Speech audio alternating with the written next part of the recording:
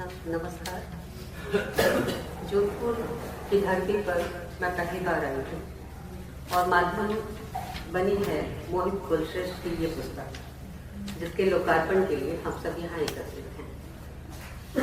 मेरे लिए एक सर्वथा नया अनुभव था। इस पुस्तक को देखने, पढ़ने और मनन करने के क्रम में सबसे बड़ी बाधा और सबसे बड़ी चुनौती जो आती है वो यह है कि ये पुस्तक एक पुत्र ने माँ पर लिखी है। जब मैंने पुस्तक पढ़ना शुरू किया तो एक और चुनौती स्वागत के लिए खड़ी हुई, यानी माँ ने भी अपने पिता पर एक पुस्तक लिखी। तो ये क्रम कि माँ ने अपने पिता पर और पुत्र ने माता पर पुस्तक लिखी, और ये माता पर लिखना सिर्फ पुत्र भाव से नहीं, इस भाव से कि एक लेखिका के लेखन संसार पर एक पाठक के रूप में, एक आलोचक के रूप में किस तरह दृष्टिपात किया जा सकता है, उस तत्व को उद्घाटित करना, उसके ओर छोर को सामने लेकर आना, ये एक नई चीज थी।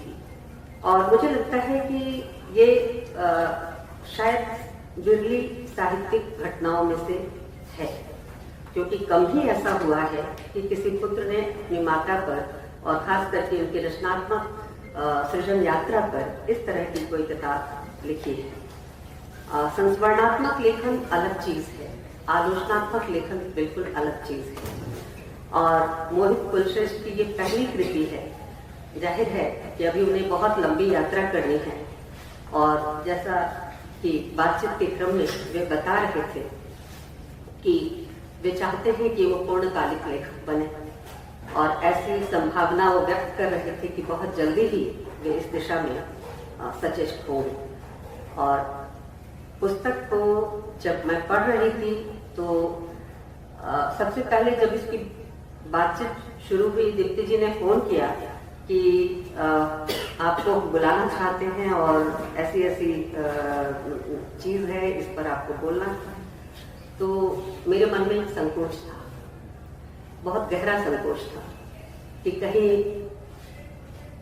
किसी इस तरह के पारिवारिक उसमें मैं न फंस जाऊं।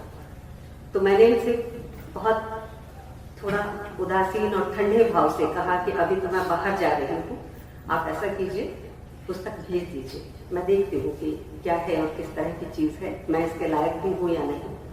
तो उन्होंने मुझे पुस्तक भेज दी। मैं विदेश से लौट कर आई, पुस्तक मेरी मेज पर थी, तब तक मैंने पढ़ा नहीं था।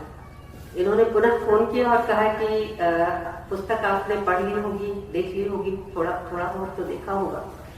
तो मैंने कहा कि हाँ, देखा तो है, लेकिन अभी पूरी नहीं पढ़ पाई मैं।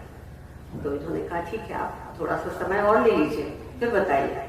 मैंने पूरा समय लिया और फिर इनको कहा, जब इनका तीसरी बार फोन आया तब मैंने कहा कि हाँ, अब मैं मुतमईन हूँ, मैं आऊँगी। और सचमुच में जब ये पुस्तक मैं पढ़ रही थी तो एक अद्भुत स्थिति थी। दीप्ति जी को मैं बिल्कुल नहीं जानती थी। मोहित जी की किताब मेरे सामने थी, और मोहित जी की किताब के जरिए दीप्ति जी को जानना, उनके लेखकीय संसार को जानना, ये एक प्रक्रिया थी जो इस पुस्तक के जरिए मेरे सामने जाहिर थी। अब जब मोहित जी की एक पाठकीय, एक आलोचकीय जो दृष्टिभंगी, वह कहाँ से एक रचनाकार को पकड़ती है, कहाँ से उसको देखना शुरू करती है, ये आलोचना की सबसे क्रूशियल जगह होती है। आप रचना को कहाँ से देखते हैं, मोहित जी दीप्ति जी को कहाँ से देख रहे हैं, मेरे लिए ये जानना बड़ा जरूरी था।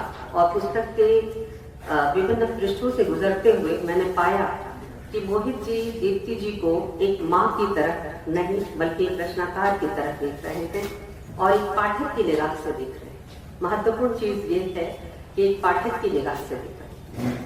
दीप्ति जी की रचना की तमाम जो विकास की स्थितियां हैं उसको उद्घाटित करते हुए उनके बारे में जिन लोगों ने, जिन बड़े आलोचकों ने, जिसमें अमृत राय, कमलेश्वर इत्यादि का नाम महत्वपूर्ण था है, और मोहित जी ने इन सबका उल्लेख किया कि इन सब ने दीप्ति जी के लेखन और उनकी लेखकीय भाषा को लेकर, रचनाशीलता को लेकर क्या क्या कहा है।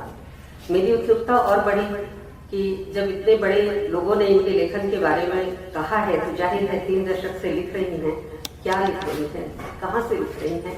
तो संयोग से इन्होंने एक और पुस्तक भेजी थी जो इनकी थी, इनके पिता पर लिखी थी, वह कौन शख्स था जो मुझ में भर गया है।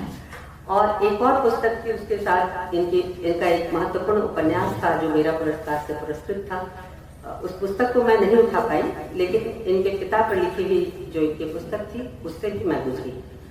और इनकी भाषा, इनके सरोकार को समझने के लिए जब आप संस्मरणात्मक पुस्तक भी लिखते हैं तो जो रचनाशीलता है, रचनाधर्मिता है, वो 2 चीजों से निर्मित होती है। एक तो लेखकीय सरोकार, दूसरा लेखक की अभिव्यक्ति की जो भाषा का चयन है उससे।